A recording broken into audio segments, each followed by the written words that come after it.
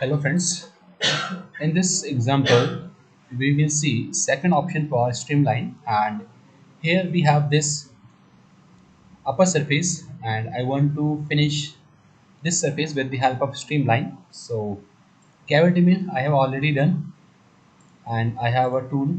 This is the tool, and I want to do finishing operation with the help of this tool. Okay, and just reduce this a little bit, and tool number is 2, and I want to add some holder. So retrieve holder from the library.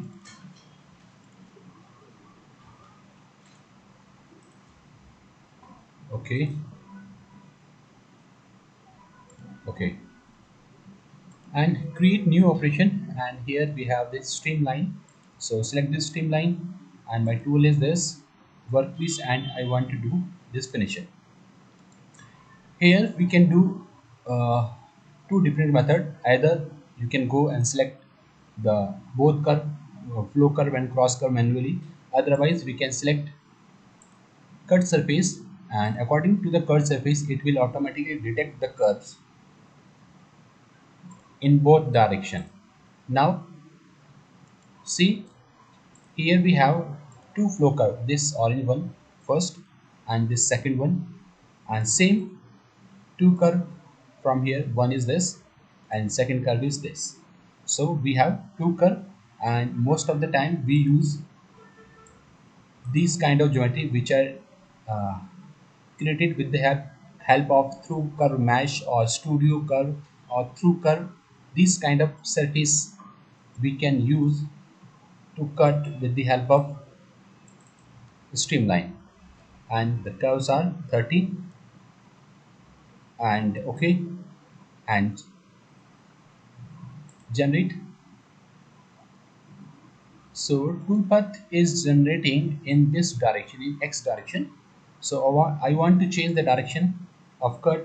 So here we have specified cut direction, and I'm using this direction as a cut. Okay, and generate. Let's see, now toolpath is generating in second direction. And one more option is there.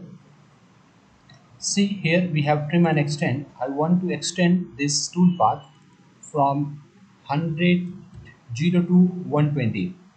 Okay, in first direction it will extend, start from 0 and it will extend up to 120. So this is the first direction.